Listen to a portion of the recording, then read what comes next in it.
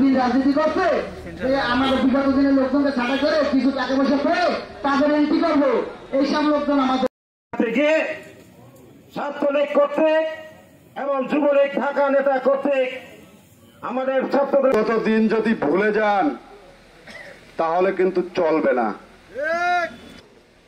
আমরা পিরোজপুরে স্বেচ্ছাসেবক দলের রাজনীতির সাথে দীর্ঘদিন জড়িত। বিএনপির নির্ধারণ যেভাবে দেয় আমরা সেইভাবেই রাজনীতি করি, তারা আমাদের মাদার দল। কিন্তু দুঃখের সাথে বলতে হচ্ছে যে 5 নং শিয়ালকালী ইউনিয়নে যে ন্যাক্কারজনক ঘটনাটা ঘটেছে তার প্রতিবাদ সমাবেশটা অনেক দেরিতে হয়েছে, এটা দুঃখজনক। যা বিভিন্ন কারণে হয়েছে, তারপরে হয়েছে, এর জন্য ধন্যবাদ উপজেলা স্বেচ্ছাসেবক দলের নেতৃবৃন্দকে।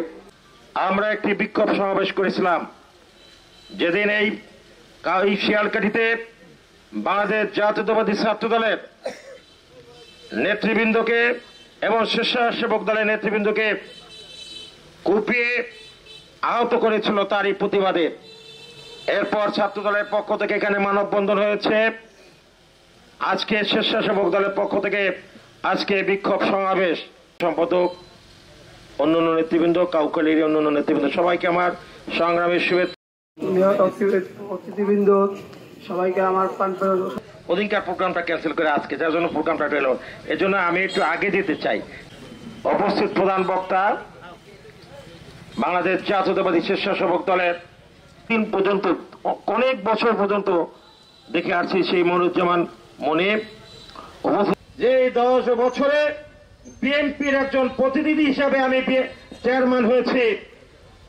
আমি মানে বিএনপি, আমি গতকালকে মহিলা দলের উপস্থিতি বলেছি, আজকেও একটা মহিলা দলের সমাবেশে যাব, সেখানে বলেছি 10 বছর আপনারা দেখেছেন আমি বিএনপির নেতা। সুতরাং এই আওয়ামী লীগের কোন চেয়ারম্যান মেম্বার কেউ তো বলতে পারে নাই যে উপজেলার চেয়ারম্যান কাছ থেকে 10টা টাকার বিনিময়ে কোনো কাজ করেছি। খারাপ লোক থাকতেই পারে, থাকবে আমরা আশা করি, কিন্তু তাদেরকে আমাদেরকে অ্যাভয়েড করতে হবে, তাদেরকে আমাদেরকে প্রচুর লোক হোক, যত টাকার লোক হোক, এই সন্ত্রাসীর মূল উৎপাটন করতে হবে। এই সেদিনকার যে আমাদের ছাত্র দলের নেতা, স্বেচ্ছাসেবক দলের নেতা কর্মীরা এবং শ্রমিক দলের আমি সেই অটো ড্রাইভারদের সহযোগিতায় তাৎক্ষণিকভাবে রাত 2:30-2:30 সময় খুলনায় তাকে পাঠানো হয়েছিল। আমি বাধ্য হচ্ছি এই সমাবেশটি আজকেও একটা মহিলা দলের সমাবেশে যাব, সেখানে বলেছি 10 বছর আপনারা দেখেছেন আমি যেহেতু মায়ের, তারপরে বলছি আরো কিছু লোকজনের আমি আরো কিছু লোকজন। সুতরাং আমরা যেন আগামীতে যদি বিভিন্ন মামলায় যারা আসামি তাদেরকে যেন অচিরেই গ্রেফতার করে তাদের শাস্তির আওতায় আনা হয়, এই বলে আমি আমার সংক্ষিপ্ত বক্তব্য করেছি। তারপর চেষ্টা করেছি, আমরা যারা নেতৃবৃন্দ রয়েছে পারি না।